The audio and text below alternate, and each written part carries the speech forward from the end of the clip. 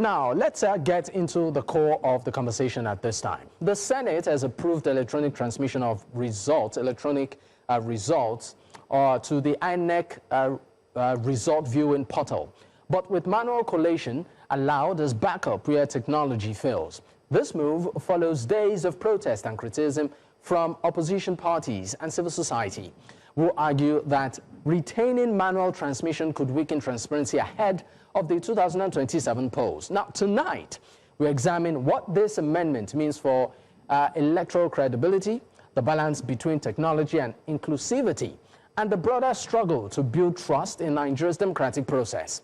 Well, joining me to discuss this at this time is Anthony Unani. He's the Executive Director of Fixed Politics. He joins from our Abuja studio. It's great to have you. Thank you, Dapo. Just to make a correction, the name is Anthony Unani, not Unani. All right, duly noted. I also have Charles Oludare, he's a public affairs analyst. He joins from the U.S., Texas, to be precise. It's great to have you. Now, let me start with you, Anthony. Great. Let's look at the potential implication of the recent Senate's decision as regards what, of course, has continued to generate reaction from Nigerians, and that's electronic transmission of results, particularly with the clause in real time. What implication do we see on this, or of this, ahead of 2027? Thank you very much, Dapo. I think this is the question that actually occupies the minds of millions of Nigerians as we speak today. This is actually a very simple issue, but the Senate of Nigeria has decided to make it a very complicated issue. They passed a bill in the first instance that was essentially just taking what was in the 2022 Act and bringing it back. You recall that we had serious problems in the 2023 elections, and the rulings of the courts suggested that what we had in the Act was not mandatory, and the courts could not rule in the favor of the petitioners. So many problems came out. We had results with so many cancellations. We had results that did not attract the confidence, the trust of the candidates in election or the citizens of Nigeria. So what the citizens are simply demanding is that you pass a clean bill that simply says there will be electronic transmission of election results, real time, mandatory. That means not conditional. What the Senate passed in the first instance was just a rehash of the 2022 Act. And it threatened it was going to close down the Senate and open on the 24th. But citizens' action compelled the Senate to see reasons to come back on Tuesday, that was yesterday, and they passed another bill, this time with a very obnoxious condition that simply says if the networks do not fail or something to that effect. And we Nigerians find it very strange that you will make a bill, you will indeed pass a bill based on the probability of failure. We live in a country where virtually every transaction happens now in real time, electronically. People are paid electronically. Government conducts most of its businesses electronically. The banks, virtually every institution. And these things happen every day. And now we have our Senate telling us they cannot pass legislation to endorse electronic transmission of results in 2026. We know that INEC has the technology to do this. All they need to do is empower them to do one or two things. to put the necessary infrastructures in place, and this will be done. So to cut the story short, what the Senate has passed falls short. Let me read for you, on the other hand, what the House of Representatives passed. It says, INEC shall electronically transmit election results from polling units to the INEC Result Viewing Portal in real time, and such transmission shall be done simultaneously with the physical collation of results. Now, this is the best practice in elections transparency. All right. We do not want something that is conditional, and we insist that the Senate should simply resolve this by adopting the clauses that the House of Rep has passed, or simply remove the offensive clause in their own bill and pass it into law. All right, thank you for that, and Tony. But I'll come back to you. I'll be coming to you straight away, Charles. Charles, quickly, your take on this development before we get into specifics as regards the ripple effect this might have, and some of the clauses that, you know, has continued to generate reactions from everyone. Thank you very much. I have always been a big critic of the Nigerian legislature. I believe that, Nigeria will be a better place if we can control or delete all of them and replace them with ChatGPT. And here's what I'm going to say. When it comes to electronic transmission, you know, I will tell you a story of a patient of mine who, you know, was having a headache, but he was treating malaria, typhoid, and was even treating village people. 3 months later, he died of stroke. Why? Because his headache was being caused by high blood pressure. The reason why we're having this whole conversation in the first place was because in 2023, a lie was sold that the reason APC was able to rig the election was because they blocked IREV. So right now, they are trying to fix that, which is essentially very funny to me, considering the fact that the opposition got over 60% of the vote. That is a almost 30% vote margin, right? But they are trying to fix, you know, IREV. When you look at evidence, even in normal courts, the primary evidence will have to still be the source. The secondary evidence might be, an electronic record of that source. But if I was an inanimate object, you cannot take a picture of me and say that picture supersedes me. Now, when you look at, we are talking about, according to some of the civil society officials, not Mr. Obani this time, but they said, according to tests that INEC did, that 93% of the country was properly covered, leaving 7% covered. Now, if assuming 7% of those people represent 7% of the votes, if you added 7% to Atiku's votes in 2023, Atiku will be president right now, right? So I will try to say that 7% is, negligible. Now, this is when we are talking of natural occurrences. Now, we have assumed that APC is the bad guy. So let us play. I'm the carrying member of APC, so let me play the bad guy. I am trying to rig the election. Why should the opposition be making it easy for me? Because when you mandate the electronic transmission of votes, you have created a choke point. So if you believe that Jega is compromised, Yakubu is compromised, what gives you the impression that the new head is not a professor compromised Amukuton? That we will just compromise him and then we will compromise the system. So basically, now, Charles, what you're saying is that the administration is trying to fix the challenges it experienced, or that Nigerians experienced in the 2023 elections, with this new move that we saw the House, carry out just yesterday. Is that what you're saying? Not at all. I'm saying the administration of the legislators are fixing a problem that is immaterial. That is immaterial.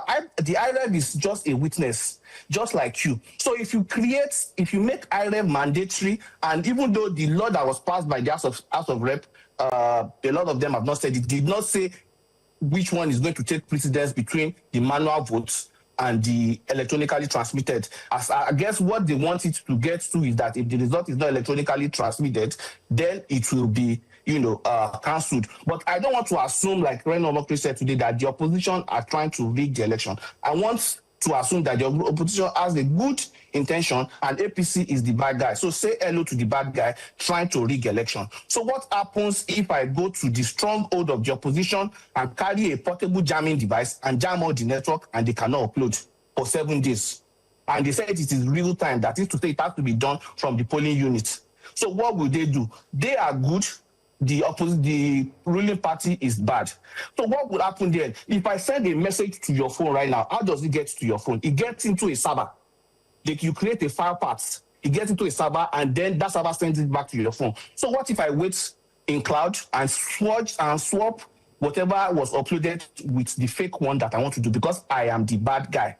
What if I just do a throttle attack on the web portal that day? Because I am the bad guy trying to rig the election. If you are trying to upload the video on Instagram, Facebook, it will take time because it takes time for things to upload. So if I spam or throttle the server with 2 terabytes per second of nonsense to overload it, nothing is going to upload because I know that I am winning. I'm losing the election. You have raised, Charles, please hold on. You have raised some interesting scenarios. Okay. I mean, from your analysis, what you're saying is that in anticipation of issues, this, what I call it, manual transmission, might just be some sort of saving grace. Just your word in one sentence. That's where you're going, right? The manual transition is the source, and it should always be the source. The witness of media houses can gather together, get evidences from each polling unit, just the same way PC did it in 2023, and everybody will trust the media, right? So transmission is just like the same way you are transmitting things to people at home right now. It's just sending. It has nothing to do with the source, which is the ballot paper,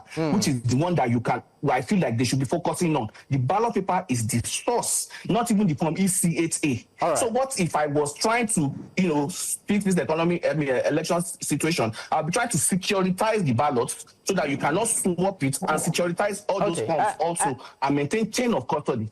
All right. I mean, you said so many things, and I'm sure Anthony is, of course, itching to respond, but would take his response to some of the things you have said once we return from this break. Stay with us. We'll be right back. Many thanks for staying with us. It's still Politics HQ, and of course, we are looking at matters rising, particularly in view of 2027 elections. I still have my guest with me. Anthony Unani is the Executive Director, #FixPolitics. He joins from our Abuja studio, and also Charles Oludare is a Public Affairs Analyst. He joins from the U.S., particularly, specifically from Texas. Gentlemen, thank you for staying with me.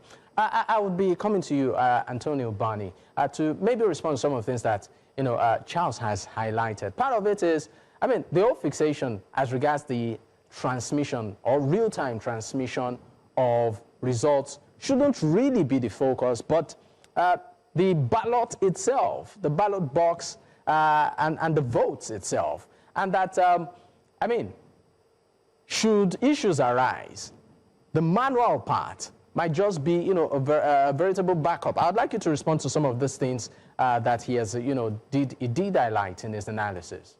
Most of the issues my colleague just raised over there are just things he's just imagining, if I should say. In reality, let's go back to 2023. What were the problems we had? 80% of the problems that compromised that election were about transmission of results. Where citizens will tell you that in this particular polling unit, this particular candidate scored 1,000 votes, this particular candidate scored 100 votes, and by the time he gets to the other end, the candidate that scored 1,000 votes is now the one scoring 100 votes, and the one that scored 100 votes is scoring 1,000 votes. Globally, best practice standards in election transparency is that you ensure that the results are transmitted electronically real time, and we insist that there should be no conditions attached to this. If you attach conditions, it means you have created loopholes. What we are saying, what all this noise that is being made all over the place is about, we are simply saying, protect the vote. Pass a clean law that simply says electronic transmission of votes, real time. The House of Representatives have already done that.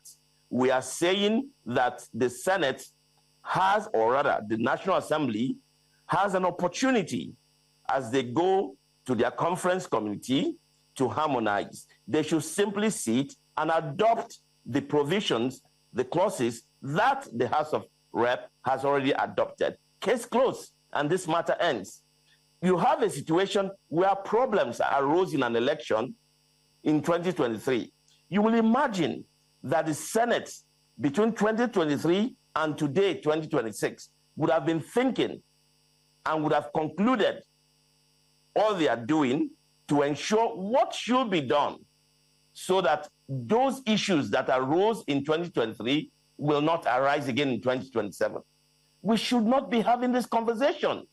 It is embarrassing as a nation that after 2023, we are having this conversation. Please, let's, hold on, please. Let's also consider, okay, please land. I would like you to land on your point before I come in. Please land. Look at a country like India. Look at their population. They have registered voters over 980 million. And about 66% of that number actually votes.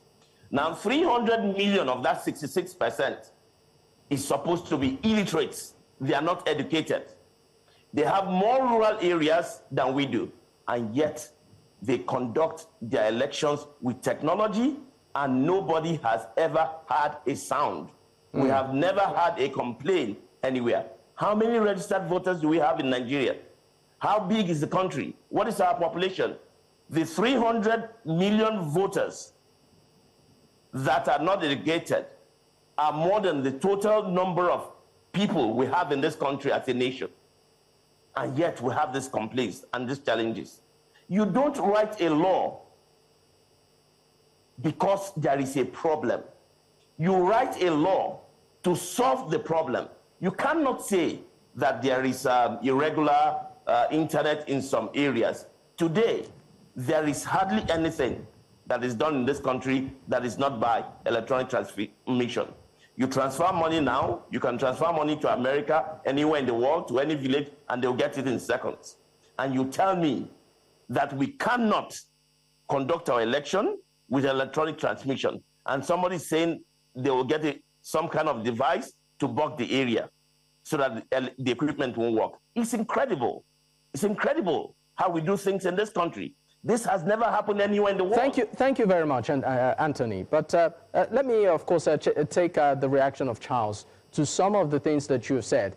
In spite of the level of, the country's infrastructure, will I call it capacity, you still insist and you feel that Nigeria has what it takes to run an electronic election, in real time. Charles, I'd like you to speak on some of the things that, of course, Anthony has highlighted. Yeah, Mr. Unani, as a medical doctor, if I see a problem, my first instinct is to make a diagnosis. I am saying that the problem that happened in 2026 was a misdiagnosis, whether by omission or commission by the people. So when you are talking about electronic transmission and you mentioned sending money, the last time I sent money, it took over 48 hours. I sent it on Friday. They didn't get the alert until Monday, end of the day. Electronic, it is a failure of imagination on the side of the opposition for them to think that they are not going to make vote rigging easier by compelling electronic transmission. It is a failure of imagination, and that is why I gave all those scenarios, and they have not even spoken about what they want to take precedence between the real votes, the ballot that has been counted, and the one that is electronically transmitted, because that makes, like I said, that makes rigging very easy. In the United States, when you see CNN or Fox News report the votes per county, it is not because there is a law. There is no voting machine in the United States that is connected to the internet. You can go and Google it. You can research it, put it on ChatGPT. This was part of what Trump debated for 4 years between 2020 and 2024. There is no voting machine in the United States that is connected to the internet. The results you see are the results announced that the people have the structure, the media houses have the structure, so they are reporting it independently. They don't complete election in the United States until the next year when it gets certified in Congress. In Nigeria, within maybe 48 hours, we would have even certified it. So what I am still trying to explain to the opposition is that they have bigger fish to fry when it comes to our election situation. We have the issue of the coalition, what's it called, of the coalition brigandage and, rigging. So you can fix it by securitizing the, what's it called, the ballot paper so that they cannot, stop it and remove the valid votes. You can do that because all party are supposed to have agents in all the polling units who will also have this access to this form EC whatever form. They cannot take the picture and put it on their Facebook. It's also electronic transmission. Those are going to be things that will have the metadata of the location and everything where you took the picture, and they can be evidence in court. But the source, the primary evidence will still be the source. The primary evidence over from EC8A is still going to be the ballots that people put their thumb in. Okay. Regardless of what's in the thumb from EC8A. So their aim should be that should anybody rig, they will be able to go back and prove it with evidence. Like the ACN did when President Obasanjo rigged 2007 election that led to Oshiomhole, Mimiko, and co coming back into office and becoming governor. That is what should be their focus. Charles, I just would like to interject here a bit. You said that in US elections, if I got you correctly, they do not make use of the internet, during the process. I mean, this, of course, I might just need to butt in and say that, to some extent, they do, depending on the state and locality, some level of internet, will I call it service, is utilized, I said the machine. Okay, I needed to clear that. Yes, it's not connected to the internet. Okay, yes, I need a clarity itself, on because that. they know that people can hack it.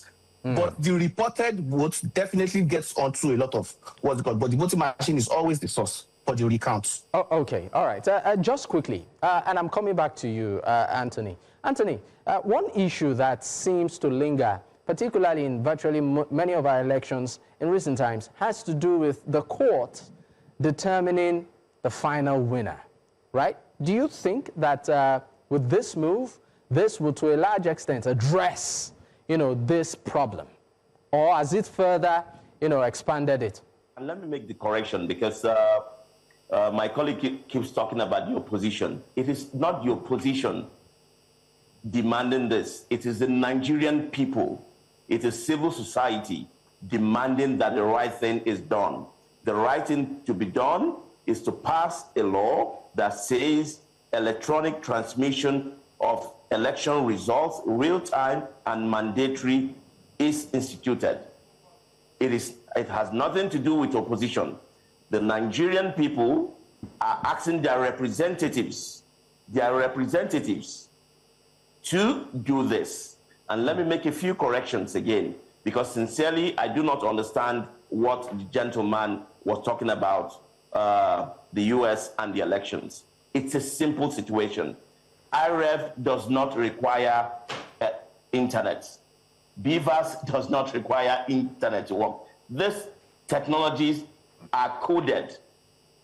So when the Senate President was talking about the internet, they do not require it. They work without it.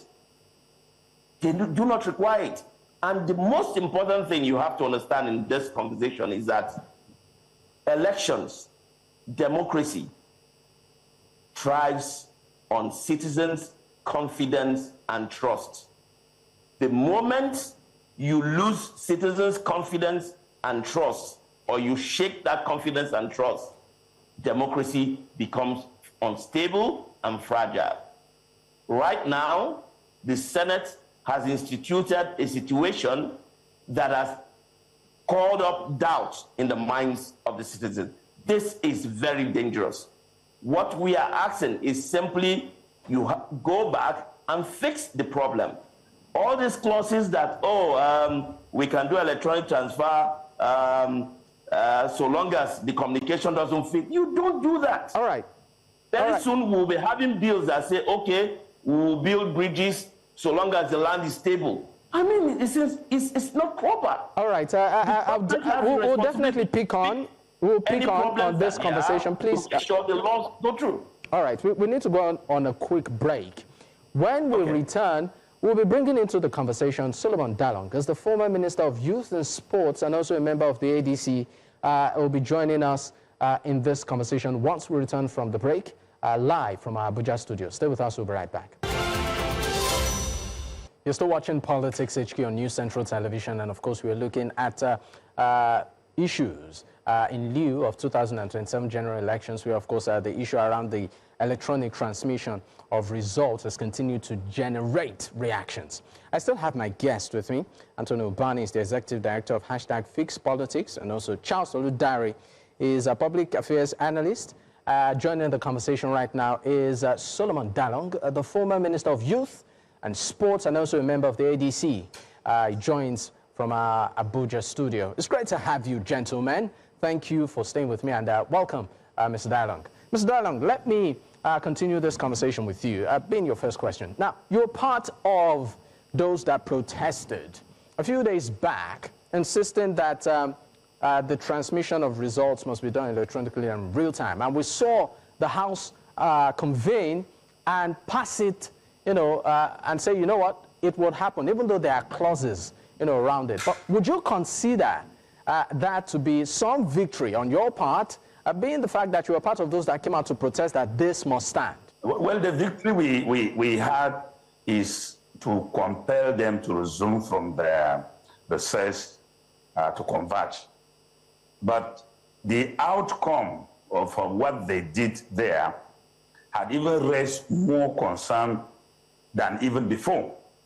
Because looking at what they have done and approving e-transmission real-time with other clauses that still confer discretionary powers on INEC means that we have achieved nothing at all. And so to us, the civil society, the opposition, this is the beginning of the struggle. And where is our grudge? Our grudge is that the Senate had already a template from the Federal House of Representatives. And I think to have eased this tension, they just need to have replicated those provisions, and we make progress. They are now coming back to tell us, okay, in case network fails, speculative. A lawmaker does not speculate mischief of a law. That is why they are there to cure. They do not speculate. So they are now inventing circumstances and creating a discretion, and also investing the exercise of that discretion with the knowledge of the mischief they will do to undermine whatever would have considered the progress. And I am not disappointed, because we are asking the beneficiaries of incredible elections to fix election. I think to make an armed robber a DPO and ask him to go against armed robbery will be the greatest injustice you can do. So are we looking at a situation? They don't have the political will to solve this problem. Mr. Dalung, you said that you are dissatisfied with the outcome. So are we looking at a situation whereby maybe another protest might just be looming again? Of course, what they have done is that they have set the stage 2 of the protest.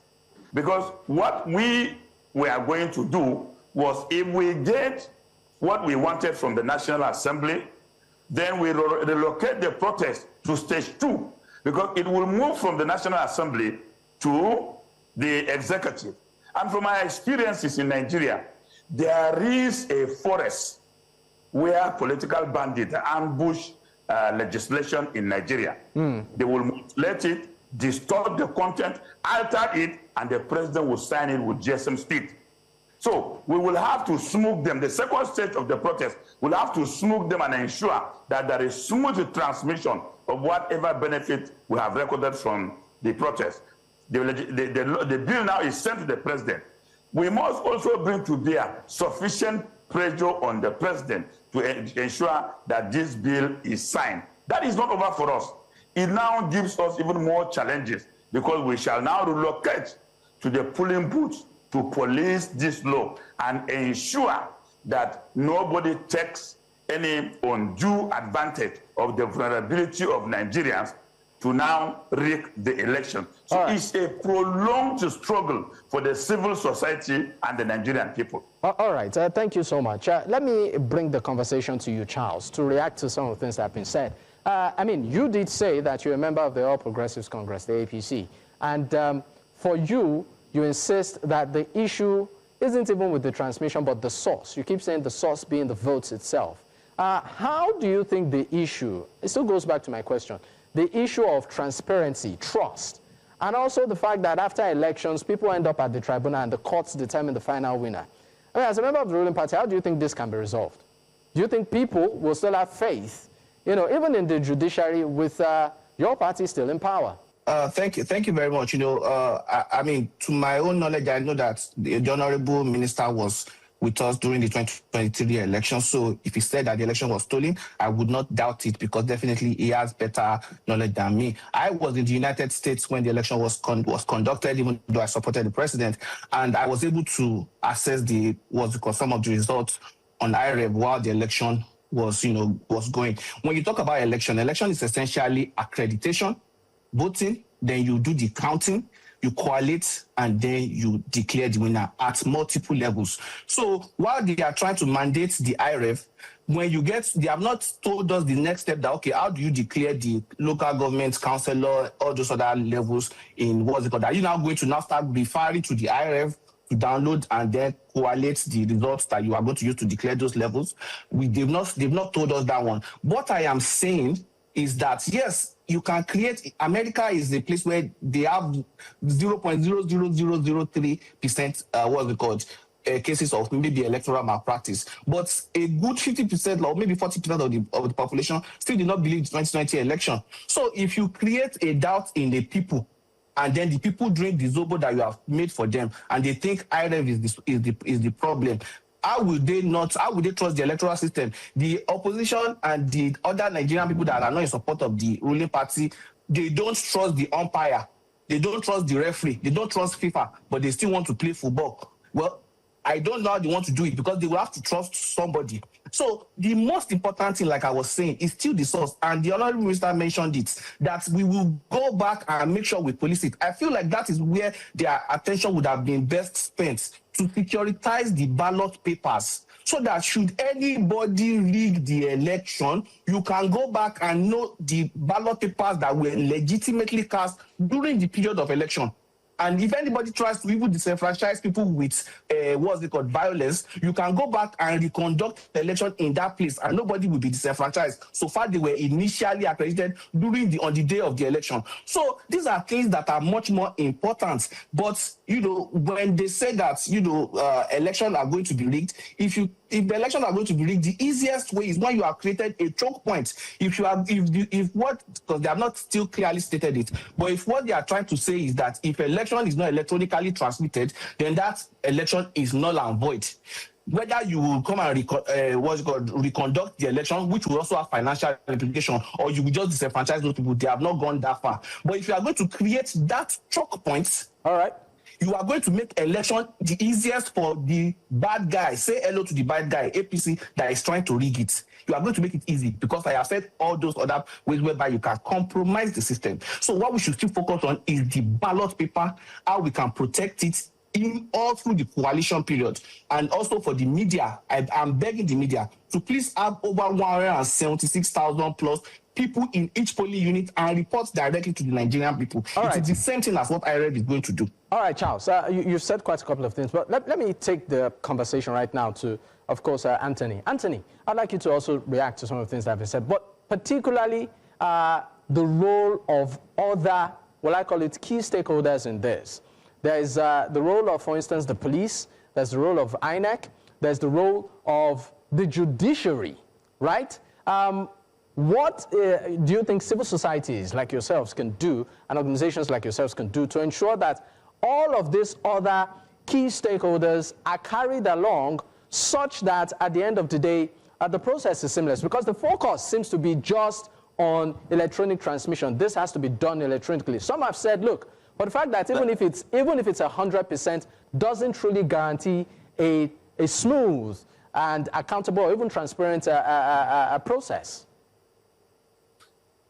You see, there are so many problems when you talk about our electoral system. But again, if you decide to attack and resolve all of them at once, you probably won't make any headway. Going back to the 2023 election, the major challenge that Nigerians, INEC, everyone could see that was the main problem was in the transmission of results. INEC came out and said there were glitches in the system. Till today, we don't know what those glitches are. And at the end of the day, the system didn't work. And so there was confusion all over the place. What Nigerians are saying now is to ensure that those problems don't happen again, to ensure that even if those problems happen again and you go to court, the court will not give the judgment they gave in 2023. And the only way that can happen is that you pass a bill into law saying that election results must be mandatorily real-time transmitted. And if that is not done, then you're leaving loopholes for the election to be rigged. Nigerians believe in technology. They believe in the efficiency, they believe in the security that it brings. And keep in mind that, like I've said before, this is simply about protecting the vote. There's so much narrative in the public space in order to confuse Nigerians. There is no confusion here. We want to make sure that this issue of transmission, this advocacy, keep in mind, did not start today. It started a very long time ago. But this time, Nigerians, civil society, unions, activists, we are insistent that this matter will be resolved once and for all. All right. Other democracies in the world are practicing it without problems. There's no reason for all of this confusion. All right. Just come together and pass the law, and this will be over. All right. Thank you very much. We'll go on another break. When we return, we'll be taking our final thoughts on this. Stay with us. We will be right back. Many thanks for staying with us. It's still Politics HQ on News Central Television, and I still have my guest with me. Anthony Unani is the Executive Director, #FixPolitics, and Charles Oludare, Public Affairs Analyst, joins from the U.S., and former Minister Solomon Dalung, that's former Minister of Youth and Sports, and also a member of the ADC, are my guest this evening. Gentlemen, thank you for staying with me. Mr. Dalung, I mean, before we, of course, wrap up the show this evening, we just have a few more minutes. What would be, you said that even though, yes, the needle was shifted in the first protest, a second protest might come, might gear up soon. But I just want to ask you, if you were to, speak to the National Assembly and the new SAR of INEC, talking about Professor Amokpito, what would you advise ahead of 2027 polls with all of the several moving parts and issues that are on ground? All we are demanding and the Nigerian people is a transparent, credible election that has integrity. Now, the foundation of these three elements is what we are agitating for. This is simply because, you see, why Nigerians want the law to be clearly provided for is also to assist in discharging the burden of proof in terms of litigation of election. If we have it as it is, and the Supreme Court had said and has disregarded IREF as not a part of acceptable evidence. Now, if the law is very clear, the IREF became an acceptable evidence, which will now limit the burden of proof of asking me that for me to prove an election, I should go and call all the witnesses from the constituency, which makes it impossible. And this is the crux of this resistance and foot dragging of the members of the National Assembly. So they want to create a law that has a lacuna that during litigation, judicial pronouncement will keep inviting judges to determine our elections instead of the ballot. How about you, Mr. Anthony? The same question to you. I think I agree fully with what the Honorable Minister has just said. The burden of proof will now shift from the candidates having to bring so many witnesses from all over the place to IREV. The courts could not rule in favor in 2023 because the law then did not make this a mandatory use.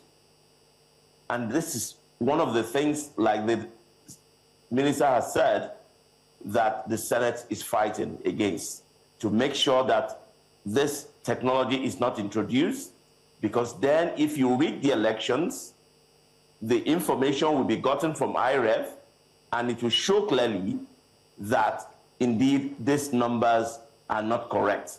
The burden of proof will shift from the candidates who will now have to, who previously will need to bring so many witnesses, and that makes it impossible to prove anything. And so if you pass this law, it will now make it very difficult, not impossible, but very, very difficult for anyone to rig it. All right. Like I said in my opening statement, this is best practice in elections transparency. All right. How about you, Charles Oludare? Your final thoughts before we wrap up. That's the Yoruba proverb that says, "Omode omo ogun pe lefo." If a child does not know poison, you call it vegetable and swallow it. You know, the Americans say, be careful what you wish for because you might get it all. Because if you think that the IREV is going to be the security that will be the panacea to our electoral problem, that is probably because you are not so what's it called, technologically savvy. If you meet a lot of hackers, they will tell you it is easy. Now, when we look at what the conclusion of both Mr. Obani and the Honorable Former Minister have said, you see that the IREV is not a means to an end, but an end to a means. The aim is to be able to go to the Supreme Court and use IREV if it's not working, or if it's working, to cancel an election, not necessarily saying that I won the election, but saying that this guy did not win. And that is, in my own opinion, not a very patriotic thing. I believe, like the Honorable Former Minister said, the most important thing is still the ballots. We need to protect the ballots. We need to securitize the ballots and not need witnesses. The only witness in court should be the ballots. All right. Thank you so much, gentlemen, for your time on the program this evening. Anthony Unani, Executive Director, #FixPolitics, Charles Oludare, Public Affairs Analyst, and also Solomon Dalung, a former Minister of Youth and Sports and also a member of the ADC. Gentlemen, once again, thank you for your time.